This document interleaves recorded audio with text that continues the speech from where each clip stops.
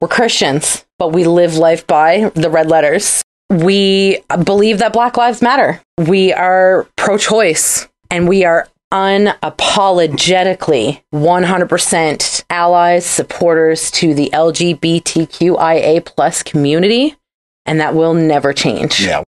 We're like radical progressive. Yeah. Just hear me out. Hear me out. Just hear me out. Hear me out.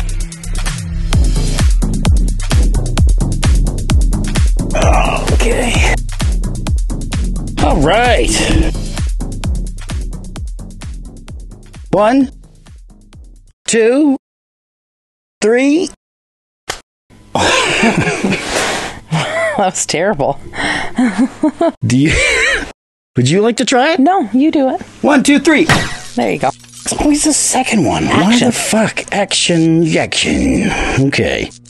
Hey, you and you. Welcome to. Okay, so hear me out. Are we too far away from the TV now? No, I'm not. I'm good. You got your space, so you're happy. You're I good to do go. have my space. I don't feel so Cramped. Yeah. A little more. Yeah, more breathing room. Okay. All right, so as you can plainly see, we've got the studio revamped just a little bit. More space, new chairs.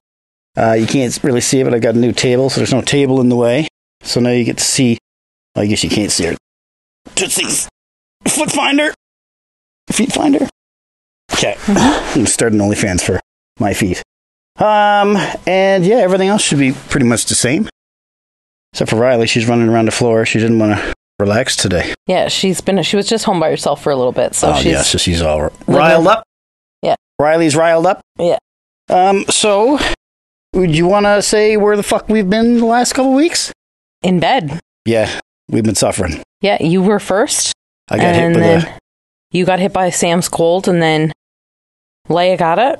And no, Leia got it, then Sam got it, then you got it, and then I was the last one. So I'm still a little under the weather. I'm still not 100%, so yeah.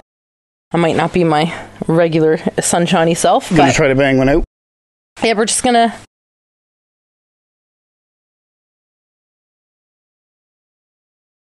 I can't!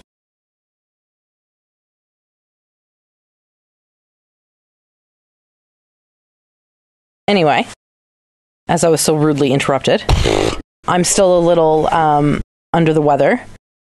Been really fighting this, whatever this is, that's going around. I think it's a super AIDS. It was, I had it, and then it was gone, and then it like came back full force. What you had first was what I had. Yeah. What you got now? Is completely I don't know different. what the fuck that is. It's I said to you today, it's like it's an Egyptian curse. I think it almost feels like the common cold with a mix of COVID and the beginning of strep. Oh my god! So it's like I feel like I feel like I'm on the edge of like the beginning of a really bad cold, but it won't hit. Right. Like that's what it's like. It's like it's there, but it's not there. And it's very frustrating because it's like either like, anyway. So if you decided to be mean to me while you're in this sickness, would it be called a strep tease?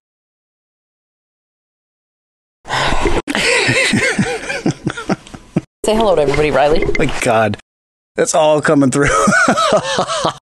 Get in your bed, babe. Get in your bed. Check that Riley cam out. Yeah, look at her. Oh, she's so cute. As you can see, I've got it professionally hung with zip ties on the TV cable. Now you can get up close and personal with Riley Rue. All right, so anyway, we're back. We're healthy. One is. Yeah, healthy-ish. We're getting there. Healthy adjacent. But the new desk came in yesterday, so we figured, fuck it, let's get one in. So what you want to do? Comments? Same as always. Same as always. For somebody who's married to a wife with OCD, like you're very, like... It's not just the fact you want to do the comments? Like you're surprised. Riley. What's she doing? She almost fell. She's getting too big. Too big for that bed?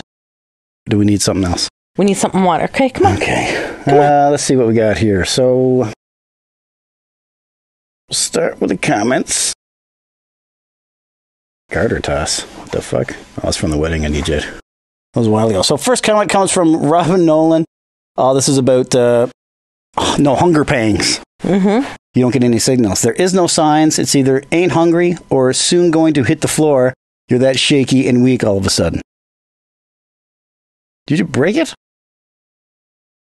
Just tighten it up. There you go. Oh my God. She's not having it. No, she's not having it. Okay. She's not feeling the. So there's your first comment, Robin Nolan. Yeah. No signs, hungry, or going to hit the floor. Yep. Yeah. That's it. Welcome to ADD. ADHD, babe. I don't know what variant you got. You don't know anything. I will end with that one.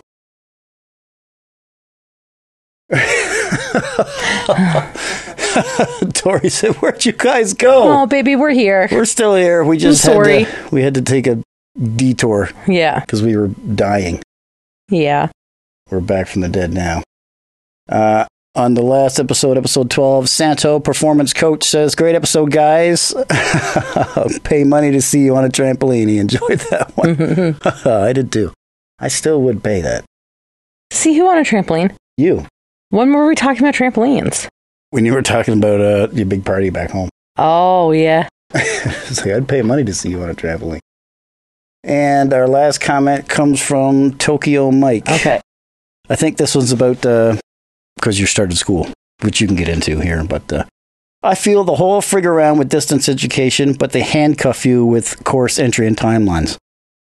That was a huge thing when I was picking where to do my schooling because I didn't want to deal with their shit. Turns out another colleague chose University of Alberta, who does stuff on their timeline. She's halfway done the same program I'm doing, and she's 12 or 14 months in. I am less than 5 because I'm completely at my own pace for learning through University of New Brunswick. Oh, that's awesome. Yeah, because you were saying that you got, you can't, the next course doesn't unlock even though you finish what you're doing. Yeah, but I was complaining about that. But it's the program is very built for like working adults. Like, is it? Yeah, like it's very like you do your chapter reading and then they do the lecture in the morning at 10 o'clock and they go through the chapter with you. Like all of my exams are open book. And then we have for every course, there's one assignment that you have to do. That's it. Right? So it's not a lot of like, I was just overwhelmed because I missed the first 2 days because of work. And then this week, and then I got caught up and then I got sick. Yeah. So I missed another 2 days. So I was literally behind 4 chapters and 4 quizzes that I had to do. So I was like super stressy and was like, I'm not going to be able to do this. There's no way I can do this. And all of the things. So it's like, I think if I wasn't working and I was home all the time, it'd be different. But there's a lot of notes that need to be taken in the books because like I'm not taking like a simple course. Like I'm taking a course it's literally a crash course in psychology, addictions, the brain, trauma, everything all condensed into 37 weeks. Yeah. Right? So like I am learning the basics of everything in 37 weeks. Yeah. And then I go into a 7-week practicum. So it's not like, so I mean, I'm very happy with the way the program is built now. Prior to that was thinking like, oh, okay, well, it's just going to be quizzes and chapter readings and there's no lectures and blah, like, you know what I mean? So I was like, well, what else am I going to do? Right? But like, I mean, I forgot how like avid of a note taker I am too. Like I'm very like, my notes are crazy. Yeah. Like I'll have reference points for the rest of my career, basically, for everything. Well, so that's not a bad thing. No. So it just takes me 4 hours to go through one chapter. Right. So, I'm just trying to I need to get into a groove. It's just been hard because with this cold. What? She just shit. Are you sure? I can smell it. Are you serious? I can smell it. Oh my God, she shit really bad. Oh my God. Okay. Are you sure? Oh. That's fine. We'll just pause it. Riley! Where did you shit? Under the desk. Behind my DJ booth. You bitch. Babe, I thought I asked you not to have all this just laying around. Babe, I was literally putting it together last night. It's just temporary. Moving stuff, I'm afraid to move a cord. It might have shit on it. She's hiding, so she did shit somewhere. Oh, there it is. It's behind the treadmill. Riley, did you poop? Riley. Oh my God. Fuck am I supposed to get back there?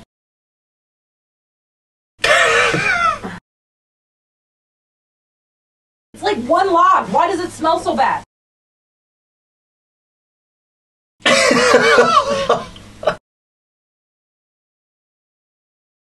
What? I'm stuck.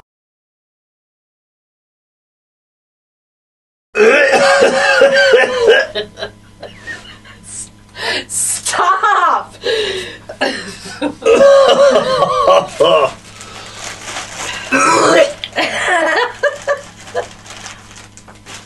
Is this still recording? Yeah.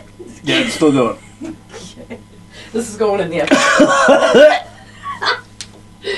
Babe. Riley. That wasn't very good of you. Your dad's throaties. Go. Oh. Come on, babe. Babe, it's just shit. No, just... It's just shit. All right.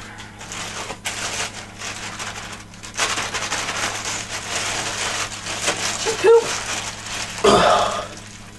You need to go do a commercial. While I'm doing that, but then cut back to you throwing up.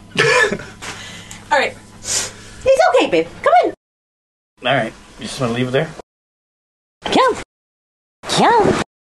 Okay. It's okay. Okay. It's okay. Hey, you made Dad sick. Yeah, you got Dad yuckies.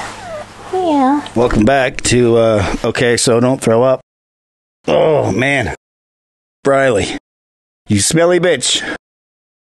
That was rough, bro. So, she shit behind the treadmill. So if someone would buy this fucking treadmill. Oh, so what were you saying? The course is good. It's a good course. Okay. So I know you seemed really overwhelmed the first couple of weeks. Babe, it's only been a week. Well, the first couple of days, I don't know. Well, because I went to work. Mm-hmm. She doesn't know what she wants to do. And then she's so excited. Come on. Are you sleepy? If I had an ottoman, she could sleep on my legs. Just lay down, baby. Lay down, baby. I'm going to let you go. Okay. Go for it. Go shit somewhere else. There you go. Off you go. Okay. Anyway, so the problem is the Monday I had to work.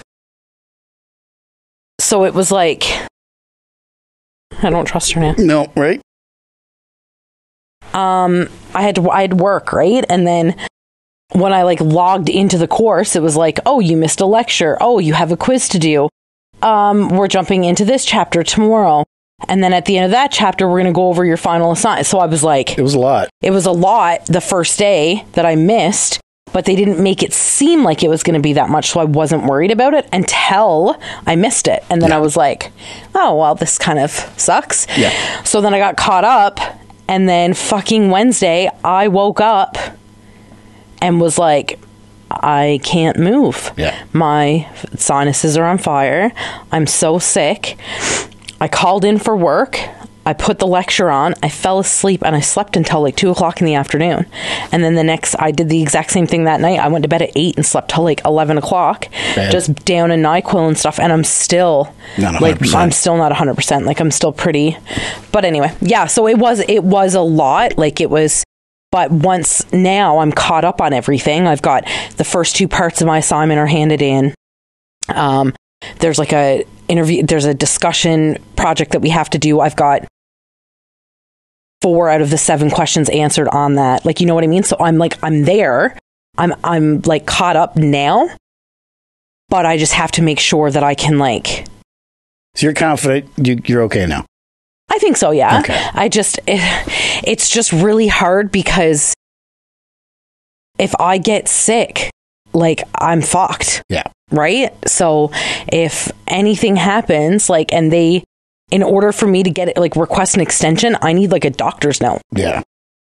And like, those things are $100 here. So do you think, because I know you were upset that the next whatever wouldn't unlock like it does. I don't care anymore because I won't get it. I won't be ahead as long as I'm working. Right. Yeah. Okay. It doesn't bother me anymore. So it's not a thing. It's not a thing anymore. We're over it. We've moved on. Just because, like I said, like if I wasn't working and I was sitting home full time, then yeah, it would piss me off because I would have probably had everything done by now. Yeah. Like, you know what I mean? You know what I'm like, right? So they expect 4 hours a day, Monday to Friday, and you get your course done on time. I'm the type of person who will sit there for 8 hours, Monday to Saturday. And so I would be, you know what I mean? I would double my course load in a week. So then I'd have all of next week to do nothing. Yeah. But I'm working. So I guess it's kind of good that I'm working. It's not a bad thing. No. But, I mean, I wish you didn't have to, because at the same time, I would prefer that if you could just focus on doing the school. Yeah. Well, you know, here we are. So that's it for comments. I know we talked about this video that we saw earlier this week. You talked about it. I did. I talked about it. We did not. Did you want to go over this now? We're just going into a heavy. You want to go full well, that's heavy? What I'm saying. Is there anything else you want to go over before we jump into it? No, I just didn't realize we were going to do a heavy episode, but sure. Is it going to be heavy? This is all about trauma, babe. I suppose. Yeah, it's going to be really heavy, so let's go. Okay, Make sure you're going to have to do a disclosure. Well, we got the disclaimer on it. No, but you're going to have to do a disclaimer for this episode. That it's going to be about... Because it's now going to be about trauma and triggers. So trauma and triggers. Specifically, parental trauma and triggers, I guess. Yeah. All right, so if that's a thing for you. So this video came up this week of Kathy Bates, who's blowing up lately because she's doing a female version of Matlock, and she's retiring when she's done. And she was on this interview talking about when she won the Oscar for Misery. And, well, I'll just play it. When I won the Oscar for Misery, she said, "I don't know what all the excitement about. You didn't discover the cure for cancer." I forgot to thank her that night. You know, you did thank her. At the end of your speech, you thanked her. No, I did not. I did not. You go back and look at it. I didn't. Friends, my mom at home, and my dad, who I hope is watching somewhere. The fucking look on her face. What do you think of it? Thank you. Why did I think I didn't thank her? That cooked me. Mm-hmm. Like when she she realized that she actually did the thing. Yeah. And the look on her face when it hits her, that made me bawl at work. Because this is...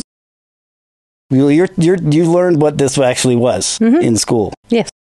I learned about it this week. Yeah. Yeah. Which is funny. Yeah. I mean, it's not funny, but... So the hippocampus in your brain, when trauma happens, the hippocampus gets smaller. And that's what controls, like, your... I don't have my phone with me, so I don't have the exact breakdown. Anyway, look up the hippocampus. So that will actually get smaller as trauma or stress levels go up. And then... No, is it smaller or bigger? I would assume smaller. And then the amygdala that controls basically where your fear and anxiety and all of that stuff comes from, gets bigger. So that then takes over. So trauma, the part of your brain that has like where all your memories are stored and all of that, your hippocampus, that literally trauma affects that part of your brain. So basically what happened was her mother basically told her that what she was doing didn't matter, right? Like she's been very open about that in several of her interviews, that her mother had said that those to her a couple of times, like, Mom, I'm winning an Oscar. And she's like, you didn't cure cancer. Like, why should I care, kind of thing, right? And she says it as a playful thing, but you can tell that it's something that's affected her. And as you can tell within that video, she doesn't remember thanking her mom. Yep. Because the trauma of the conversation with her mom about the award supersedes the thanking her in the award. And we knew trauma affects memory, but it's always been like negatively. Like negative memories would be affected by trauma. Like you'll block shit out, stuff like that. But that's the first time I've ever seen an example of a good memory being blocked by trauma. So I think the one thing that people always discount when it comes to trauma and is just how tricky it is. Yeah. Right? Trauma has many heads, and it shows those many heads in many different ways. There's thousands of branches that come from trauma, right? So it can do so many things. For me, like, and I mean that this is, you looked at me the other night and you were like, I love watching Homicide LA or Los Angeles, and I love watching Law and Order SVU, and I love watching all of those shows about like the traumas I've gone through. Yeah. And for me, it's a comfort to know that I'm not alone and that it happens everywhere. It's right. not just in one area. SVU is a comfort in that they show the side of police that you don't normally see, and it's that department goes above and beyond to help the survivors, right, and the deceased of these traumas that happen, these sexual traumas and these abuses and all of these things that happen to them. It shows the justice system actually fighting for them. Yeah. So it's almost like a peace of mind for me when I watch it. The weird part is that, like, I literally will put it on as background noise to fall asleep to. Yeah. That's what you find weird. You're like, I don't understand how you can, like, and I'm like, and it's weird because it's trauma. It's just what it is. Now, there's an opposite effect to that where a lot of people will come back and bite back and say, you're keeping the trauma there by watching these things and it's not helping you. Yeah. Because it's a constant reminder. But I'm very different when it comes to trauma because I don't want to forget my trauma. I don't ever want to forget what got me here. Right. I don't ever want to forget what made me who I am. I think that's a unique perspective. I don't think everybody feels that way. No, and a lot of people won't. Like, I heal out loud. I don't heal quietly. I heal out loud so that everybody know, like, it's you and I, me, you and Jacob were talking about this on the couch that night. And, you know, we were raised our generation was raised by a generation where you heal quietly and you do everything quietly. Mental health wasn't really you don't talk about your problems to anybody. Yeah. Your neighbors don't get to know what's going on with you. Your teacher shouldn't know what's going on with you. And that was the one cycle that I was determined to break within my family, that we need to heal out loud so that the people who don't know how to heal can find a way to heal. Yeah. So for me, I am very open about my trauma, and you know that. I literally, somebody will be like, oh, blah, blah. I'm like, oh yeah, that's totally, I've been there, and that happened to me. And they're just kind of like, they're taken aback, and they're like, what? And I'm like, oh yeah, it's just whatever. Or you know what I mean? Or like, I'll be at work and a new client will come in and I start talking about school and they're like, what are you doing in school? I'm like, addictions counseling. She's like, oh, did you have family member? I'm like, no, I was addicted to Coke for 13 years. Yeah. And they just kind of go, oh. And I'm like, right, okay. So this is it. And I forget that it's not something normal to hear for everybody, right? Yeah. But I'm very nonchalant about my traumas and about the addictions and about all of it. Because I don't want it. I don't want that stigma to be that it's bad and that it's dirty and that it's you should hide it. We need to have the stigma around it that says you can fucking talk about it whenever you want. Yeah. You can speak up for everybody else around you who doesn't have a voice for them. Speak up, talk about it, make it normal, because addiction is normal. It shouldn't be. But we are in a world right now where addiction is normal. Yeah. It is normal to see people addicted to drugs now and alcohol and all of these things. And trauma is common. It shouldn't be, but it is. So why aren't we talking about it more? Why aren't we letting people vent about it? Why aren't we letting people feel like it's normal? It's not dirty. Being an addict is not a dirty thing. It's not bad. It's traumatic and it's sad and it's defeating at times. Yeah. It's, and not every addict is resilient as you and I.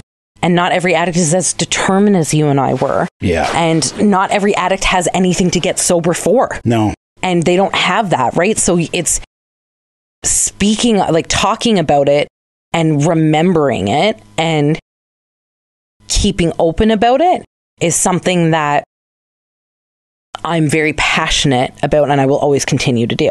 No, that's important because you have a way of breaking down the barriers that people will even be they're not off put by it. They're like, you make very, very comfortable to you make it. I don't want to say like, it's not making light of it, but it's almost relatable. Yeah. Yeah. Yeah. And I don't walk around bragging to people and be like, oh my God, I was in domestic violence. I was sexually abused. No, that's not what it's like. It's literally, when in conversations where girls are like, and I know, there are people that I've met through the years that were in very abusive relationships and didn't know how to get out. And it's just in casual conversation, like, I totally feel like I get where you're coming from. 4 years ago, this is where I was. Yeah. And I'm really sorry that that's happening to you because it took me 2 years in the court system to get my guilty verdict. Yeah. And it took hours of prep with prosecution and having to retell my story 17 times. And then having my story picked apart for 3 hours by a guy who literally tried to tell me that the bruises on my face in the picture was my makeup. Yeah. Or from crying. And that was hard to watch. That the bruises on my ankle from this man trying to stomp on my foot and break my foot was because I was drunk and slipped on the stairs outside. Yeah. Like, you know what I mean? So and I did it with grace, and I did it with... Yeah, you were amazing. I did it with posture. I didn't falter. I didn't blink. I just did it because 2 years of this man shadowing me and driving closely behind my vehicle because he could, and showing up outside my work because he could, and just parking there and sending one of his friends in to go pick something up from Dollar, like, you know what I mean? Just stupid shit like that. 2 years. And then I finally got it. And that man is never for the rest of our lives ever allowed around me again. Yeah. So, and that moment, and we didn't even stay. Like, I don't know if you remember, like I gave my statement, I testified, yep. And I walked out. I collapsed in between the vending machines. There was a chair. I don't know if you remember that. I remember, yeah. Because I held my head up because I didn't want him to see me falter, and I didn't want him to see me weaken because I just didn't want him to have that. And then I've seen that chair in between the two vending machines, and I slumped for a second, and I was like, okay, let's go. And I sat in the Jeep and I broke. Yeah. And I bawled my eyes out, and I literally and then we left. And the victim's services girl, Amanda, was like, are you going to come back for him to testify?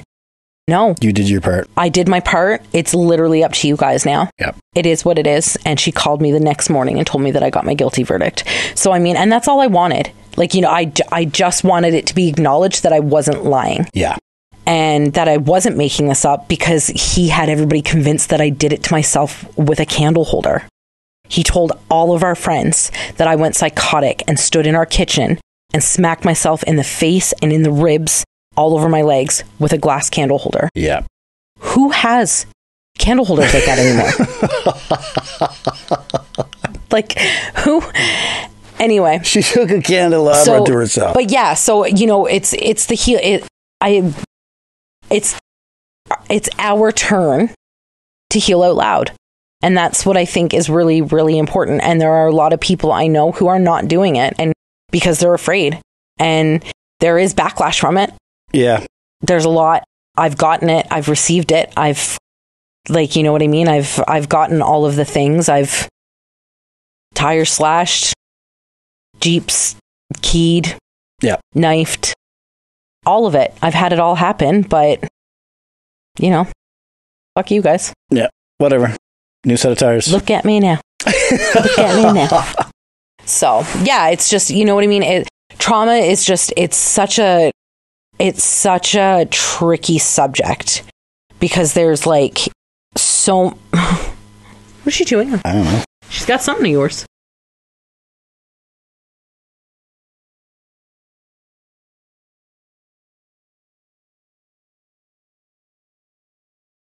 She's just gonna go find something else. Come up, baby. Come up. Come on. Come up. All right, there you go. Just settle down.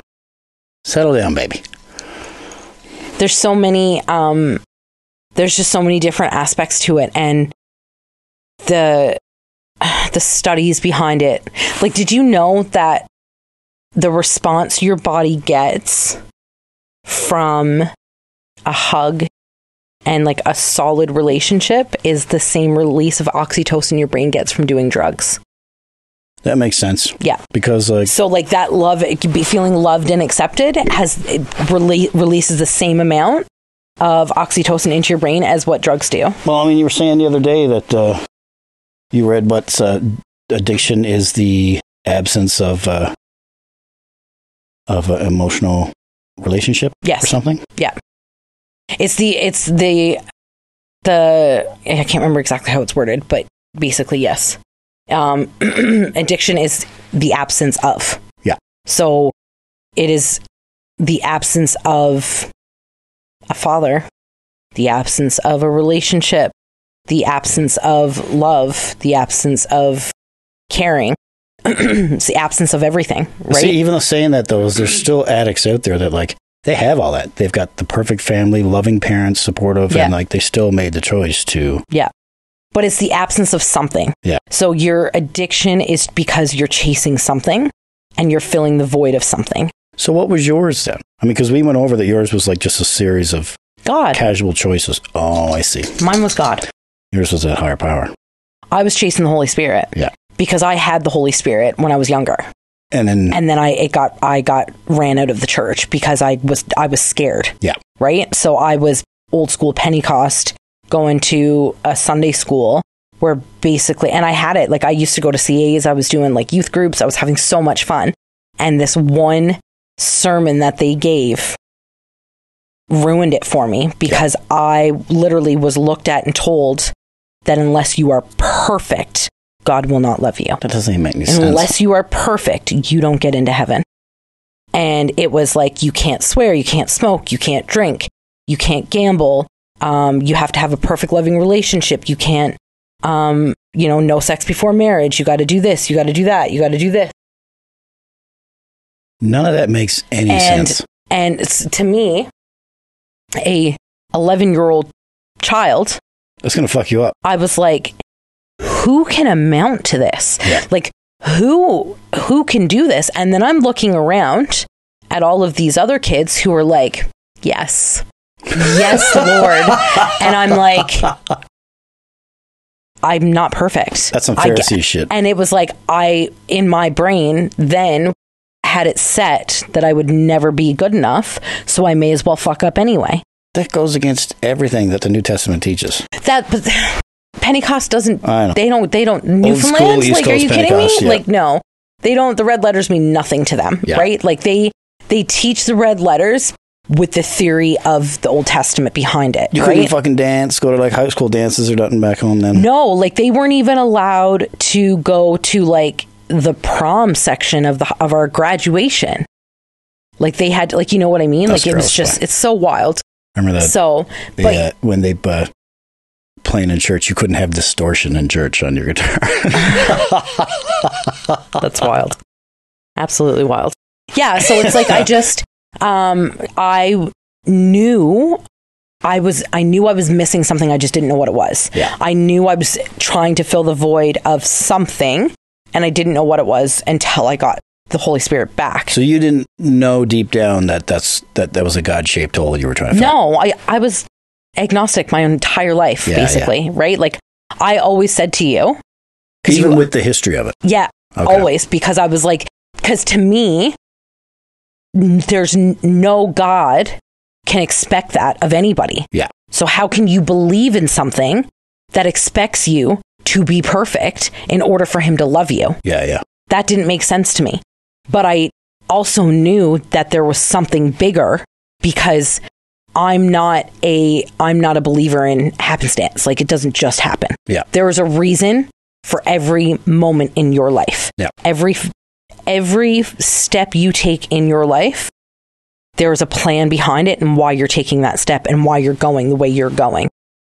And so whether it was like a universal or whatever it was, I knew there was something higher, but if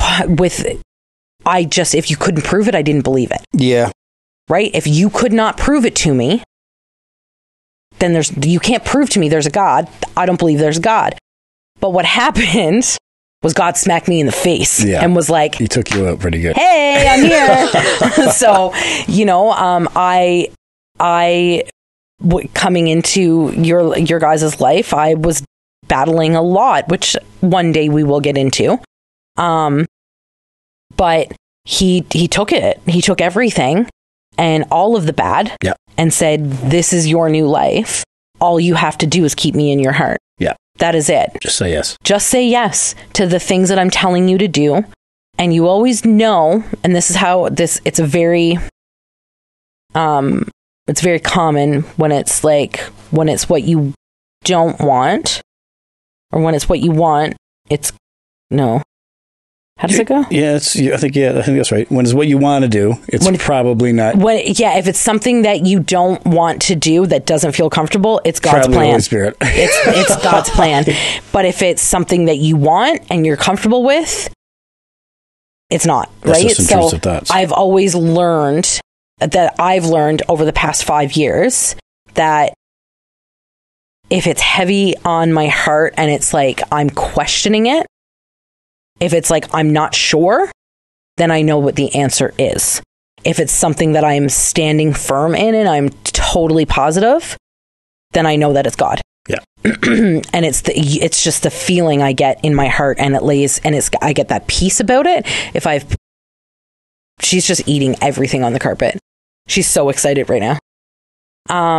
If I feel peace, and that peace that you feel when you make the right decision is a peace that you can't explain to anybody. I think that's a newer generation thing. The moment that I knew I was missing the Holy Spirit was a high that no drug will ever give you. Yeah. And I get that every Sunday in church when we're worshiping. I get that that feeling, or every time I listen to a worship song in the Jeep, and I know it sounds crazy, but all I listen to in my vehicle is worship music. That's it. I don't even go that far. What? I don't even go that far. Yeah, that's all I listen to. It's actually a deal that God and I have. Like, I listen to worship music when I'm on my own. That is our thing. I sit in my vehicle and I worship God the whole time. When I'm at the gym, I listen to your music because I'm trying to cut out the negative from, Eminem and Kevin Gates and all my homies. So you know, there's a lot. I mean, we can get into it in another episode, but there's power in the things that you surround yourself with. And I'm a firm believer in that. So there's a lot of specific things that aren't allowed in our house. Yeah. Right. And it's because I don't ever want to lose. You don't want to chance it. I don't want to lose what I have with chances. God. And God and I have such a powerful relationship that it's like, I don't want to lose that. Like, I never want to lose it. So I will spend every day of my life fighting for that relationship with God. And like, we talk about it all the time. It goes, God, my sobriety, you, the kids. Yeah. That's God is first, my sobriety is second, you're third. Yep. And that is how it will always be. And you always said to me, because I looked at you and I was like, I said something one day, this was a couple of years ago. Fucking hell. And I said, or somebody said, well, Dave better be your number one. And you looked at me and you said, the day that I'm her number one, this will never work again. Yep. This will never work. And they were like, what do you mean? And he said, she needs to always put God and her sobriety above everybody else. And then we come in after. Yeah. Because those are the most important. Because without God, I don't have my sobriety. And without my sobriety, I don't have you. That's right. Right? So, and I don't have the kids and I don't have this life. So I have to keep, but God is just, he's God. And he's done so many amazing things for us at the times when it's the craziest moments, when we've literally, like, full disclosure, been in times where we didn't know how we were going to get groceries. Yeah. You know, I know everybody thinks you're in Fort McMurray, you've got these extravagant lives, but the cost of living is crazy here. We're spending $1,000 every 2 weeks almost on groceries for 4 people. Yeah. And that's because we eat healthy. I mean, if we wanted to have frozen pizzas and stuff every night, it probably only costs us $300. So, you know what I mean? But anyway, and there's, you know, moments when we didn't know that if we were going to get groceries or not. And Cass calls and says, hey, I'm sending you a deposit for a wedding in 2 years. Yeah. So you know what I mean? And it's just like, he always knows what we need and when we need it. And it's not always financial. Like, you know, let's go back to, remember the time you were, what was going on, but Rick called you at the blue? Yeah. So that's literally what I was just going to say, what I was going to talk about, actually. It's really funny. That was when Larry Dad was sick. Right. That's what it was. And I might actually cry talking about this part, but I was on the couch with you. I am going to cry. Sorry, guys. I was on the couch with you and I looked at you and I was like, I don't want him to die. And as soon as the words came out of my mouth, Pastor Rick called me. Like, you're gonna... And I was like, and I picked up the phone and I was like crying. And Pastor Rick's like, what? But I was laughing at the same time. And he was like, what is happening? And I was like, I literally just looked at Dave and said, I don't want my dad to die. Like, I need help. And then you called me. Yep.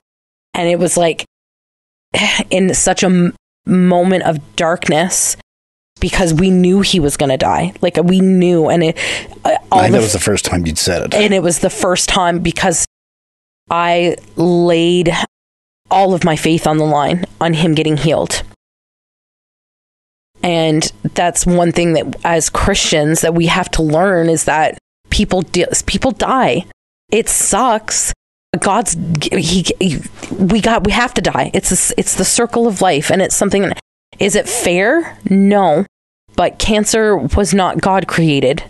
Cancer is not here because of God. Cancer is here because of the devil. And cancer is here because of evolution and the way things change and the world and science, and it sucks, but it's a thing. And that was probably because the problem was that my faith was wavering. Yeah. And I didn't want to go to church. This dog is nuts. I didn't want to go to church. I wasn't reading the Bible. I wasn't listening to my songs. I wasn't doing my normal things because and I know everybody's been here. What kind of a God does something like this, a God who can save and a God who can heal, why are you not healing him? And my faith I was wavering, and I needed something, but it was in the exact moment of my acceptance and realizing that I was going to lose him. God was like, I got you, and here's how. And my pastor called, and he was like, we got you. Like, you know, I know it's, you know, and he prayed through it with me. What does he say? It just hit him out of the blue that he needed to call you. I literally was like, why are you calling me? And he was like, I don't know. He said, and he was in the middle actually of a dinner, and he got up from the table to call me. Yeah. And he wasn't. So it's like, this is the part that I feel bad for other people not having. It's that assurance and that love and that peace that you get in your heart when God touches you like that, and to show you that he's there is no other greater feeling in the world. And I knew for, you know, and it's moments like that happen where I'm like, this is what I was chasing. This is what I missed, because I had that. I used to have that, and I wanted it because I used to see all of my friends go to like, what is that big youth conference called back? YC.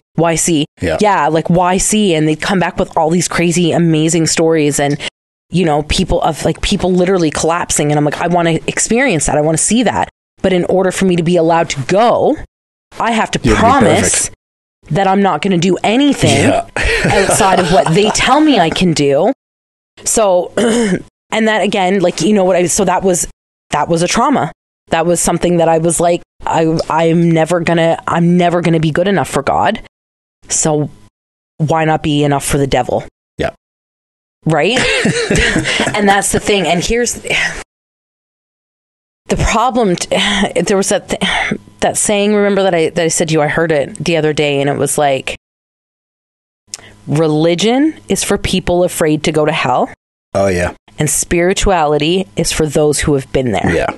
So the religion side of it, I feel, is from birth. That's you're taught. You're raised in religion. You get your spirituality when you become a Christian. Yeah. Like when you're outside of the religion and you come into it, that is where the spirituality side comes from it. I don't think if it wasn't for you guys, I would have never come back to God. I'd probably be dead or in jail. So we already know that. But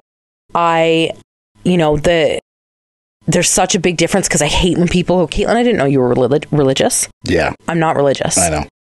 What do you mean? It's almost like a bad word. It is a bad word, because religious is insulting. Yeah. Religious. That's where you get, it's Old Testament, right? You're an Old Testament conservative, go Trump person. Like that's, you know what I mean? And I can't.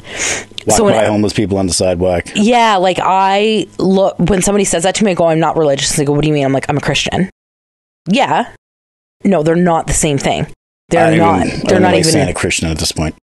It's such a... and even saying a Christian is a little bit risky now, because Christians are assholes. Yeah. A lot of them. So, but yeah. So, I mean, it's, I don't even know what I'm talking about anymore. I started off talking about trauma, and now we're into we're lliterally talking about God. It's all connected, babe. Yeah, no, it is. And so the thing is that my traumas are mine, and I don't ever want to lose what I got from them. Yeah. To bring it back. Yeah. Like I got... Not everybody's ready to make that. No. Like for claim. Me, like my abusive relationship led me every step of the way to you. Yeah. Right? So like from Mike, actually I don't even fucking care. Whatever. Everybody knows anyway. From him to you, every step was towards you.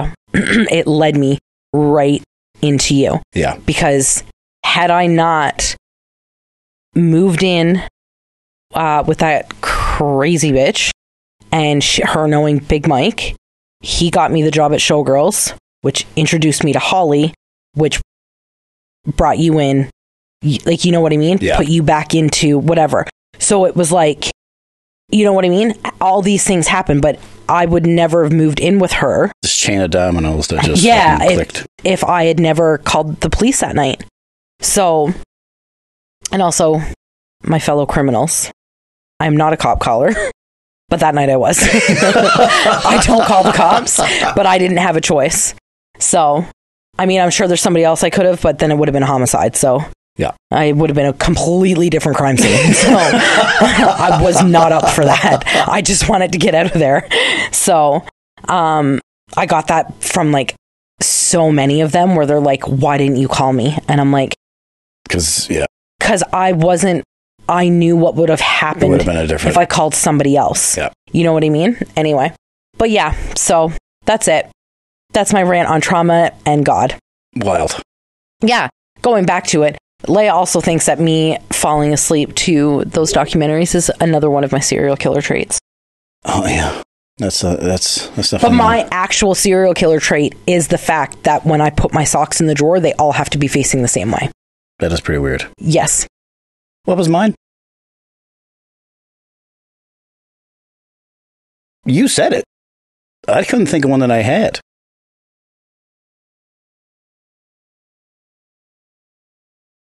Nothing. I can't remember it. Oh, well. I think it was the... Text Leia, she'll tell you. Everybody has a serial, like, one weird little thing that they do that, like, when they do it, you, like, look at them and you're like, that guy's going to kill somebody. Yeah, you're going to kill somebody. For sure. It's very funny. Yeah. So, but yeah, so she thinks it's like, because she's like, Mom, like, I can watch them, but I definitely can't fall asleep to them. No, that's pretty weird. As like background noise. But now that you've explained it, I do get it. I mean, I don't relate, but I do totally get it. Oh, like I could literally watch like shows about domestic violence and all of that, and like homicide, like all of that, and like shows about like there's so much background noise going on because of her. I just, yeah, it makes me feel like I'm not alone because it's reassurance that others have gone through it. I'm like literally, as I'm having this entire conversation, all I'm thinking about is the questions and comments coming from Tokyo Mike. Like I'm literally gonna have to like explain myself. She said that the fact that you can eat the same thing for years and not get sick of it. She says that's not the one, but she doesn't remember the other one. That's true though. That's not really it. I think it was. I gotta think about it. I'm not really sure what it was, but it was a good one. Is it I don't know. Anyway, we'll come back to it. Doesn't matter. I'll tell you about it next week. Yeah, we'll figure it out later. Tell you about it next week. So what phase are you on? Let's do a phase update. My ADHD phase? Yeah. I am still flatlined, I think. Because you went to football phase. Oh, no, I'm still there. Yeah. It's still football season, baby. I mean, shit got kind of topsy-turvy when you started school and stuff. Yeah, I went into overstimulated for a little bit, but we're back in football phase again. Boys won 34 today. Thank you. Yeah, 34-13. When's the game against the Browns? Whatever. November. Okay. Yeah, so November. we're still going to put that one on the map. Put it up on the map. Yeah. Yeah. Okay, so... I think we just... I don't know, we forgot about the phases, actually. I forgot doing, like, updates, but I know, like, we've gone into... I haven't hit my wall in a long time. No, I don't think you've hit it since we started. Which is really good. Yeah. So maybe this... You bounced around overstimulation a little bit. I think you know what it is, There's too. There's been nothing new, though. The gym has been my biggest one to help me stop. Like, I feel like it's coming. I haven't been to the gym because I've been sick. Yeah. I just could not. And like, I honestly probably don't think I should, but I'm going to go back tomorrow. For your mental health. For my mental health. And that's like, I, guys, will be in the worst mood. Like, snapping at everybody, like crying over everything. And then I go to the gym and I'm like, okay, so what are we going to do now? And you're like, yeah, I told you, girl. Yep. So I don't go to the gym to get skinny. I do it so I don't kill people. Or myself. And I really appreciate it. All right. So what's your grievance? It's just a suicide joke on the podcast. That was... Sorry, self-harm. Whatever, we do all the topics. We hit them all. But we hit them in a way that's laughable, so makes it okay. Yeah. The tradition begins with the airing of grievances. I got a lot of problems with you people. Now you're going to hear about it. My grievance? You got a grievance this week? It's been 3 weeks, so you should have a lot of ammo. No.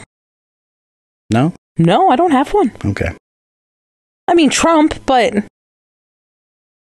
you see this whole thing with the Call Her Daddy podcast that's going on? The one that... with Alex? Kamala was on? Yeah. I don't know who that is, though. Okay, so... I just know that Kamala was on it. It was her and another girl... Kamala? Kamala. Yeah. It was her and another girl initially. And... Who is she? So, she's Alex... Trebek? Cooper? Alice Cooper. Alex Cooper. So she has a podcast called Call Her Daddy. Yeah. So initially this podcast started. So Barstool. Yeah. I know Barstool. Yeah. So they were very well known as being misogynistic and not for the woman. So that's kind of the pizza guy Dave didn't start it to be like that, but after he left, that's where it went. Yeah. So they hired Alex and this other girl, I think her name was Rachel, to do a podcast for under Barstool Sports. Yeah. The other girl left, and so they just kind of used them to like blanket the misogyny and the anti-feminism. Just as a token to say. Yeah, kind of thing. So the other girl left, and Alex got bought out by somebody else, and now she runs the whole thing on her own. She's huge. She's had like Avril Lavigne, Katy Perry, all like every influencer and she just basically goes, she talks about women's rights and mental health, and she's very straight and to the point. She's no bullshit. So she no nonsense. Yeah, no nonsense. She invited both Vice President Harris and former President Trump onto her podcast, and he declined. She said yes, and it was an amazing interview that showed such a good side, because she never gets into politics. She never will give her stance on any topics, or she doesn't get into the politics side of things. Girl, you are a lot today. Trump said no? Yeah, he declined. That's weird. He went on Aiden Ross's Twitch channel. Like, he'll do anything. I know. But he's been doing this a lot lately. It seems like targeted. with 60 Minutes and all that kind of stuff. He's done it on a couple of things.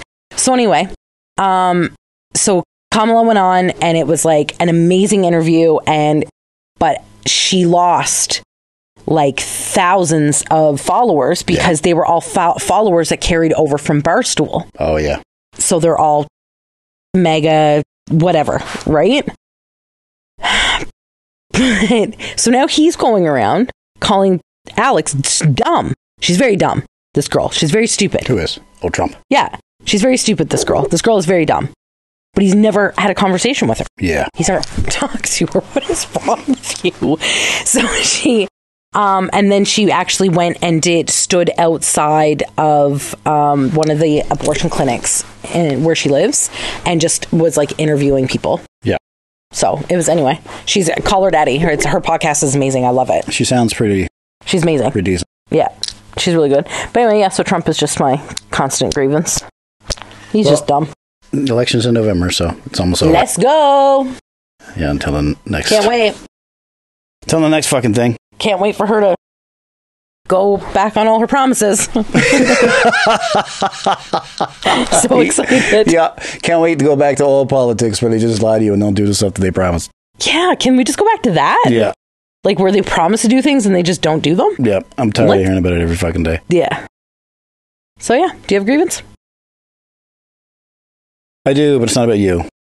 It's about, so Israel bombed Lebanon. Mm-hmm. Pagers and shit. I remember when I was like, what the fuck is going on in Lebanon? Why is there people in airports screaming? And you were like, babe, they got bombed. And I was like, yeah. They did like some James Bond shit, blew up all their pagers. Then they did it again. Yeah. And then they actually bombed them. Yeah. And then Iran bombed Israel. Israel, then the States helped Israel defend it. Yeah. And Christians are just like, fuck yeah, Israel, do it. You know, go on. Yeah. My grievance is with... Christians? Yes, it is. I knew it. Evangelical, revelation, thirsty Christians that the end of times are coming. Exactly. Yeah. You got these Christians that are they're all in on the rapture and the end of times, and that they don't give a fuck about anybody else. For those of you just tuning in, the rapture means that Jesus is coming down just to save certain people and take us all up to heaven, and while everyone else dies. This is a concept that almost every Christian believes, but it was only invented 200 years ago. It's not real. It's not a thing. But I thought in the Bible it says that he comes back 3 times. All of Revelation was basically written about Christians living in Roman rule 1,000 years ago. I know, but I thought in the Bible it says when Jesus dies, he'll come back 3 times. So he came back the first time, then he showed himself, so that I thought this all stems from because there's a third time that he hasn't come back yet. He is supposed to come back. Yeah. But there's no rapture. There's no tribulation, 7 years of war and famine and shit. There's no Antichrist. All that stuff, that imagery that people thought the end of times was built on in Revelation was written about the Roman Empire. It was meant to be like metaphors on how Christians are supposed to live and how they can define themselves from the Roman rule and all that shit. So there's no like 7 days of like... The moon's not going to turn to blood. All that... The doors aren't going to turn to blood. Doors? Yeah. Not doors. The bugs. What are they called? Bugs? Guys, just so everybody knows, I'm not an educated Christian at all. She's learning. She's doing really good considering you're still so new at it. Anyway, whole Christians are still all in on this. And they believe that when Israel gets Israel back, when the Jews get Israel back and they build their temple, that's the defining moment that triggers the rapture and the tribulation and the revelation and the end of the world. That's why every evangelical Christian is all in on Israel bombing the shit out of Palestine and Gaza and everybody else, because once Israel gets in there and builds their temple, that's going to end the world. So this is what they're all in on. They've fetishized it so much that they don't give a fuck about all the kids that are dying or anybody else that lives around. They just want this to happen. Yeah, exactly. That's just it. They get to go to Jesus. So they can disappear and leave everybody else behind. And I'm fucking, it's been bugging me a lot the last couple of weeks. I can tell. Mm-hmm. Well. Because Christians are like, fuck yeah, let's go. Yeah, that's pretty wild. And it's so commonplace that, like, even I know most Christians I know, they're for Israel. I mean, yeah, I'm for Israel, I'm for everybody. But like Christians. That's it. I mean, I guess it ties in with the rest of everything else today. Christians are so hard-nosed into their... Damn you, Christians. Yeah. Damn you. All right, that's my grievance. Cool. High five. Bedtime? Yeah. Come on. All right, my back is broke. We're going to have to move these a little closer together, I think. My back is broke. Why? You notice. What are you doing? No. You're the reason why I'm over here. This is just how much space you want between us? Are you going to get any closer? Let me look at the...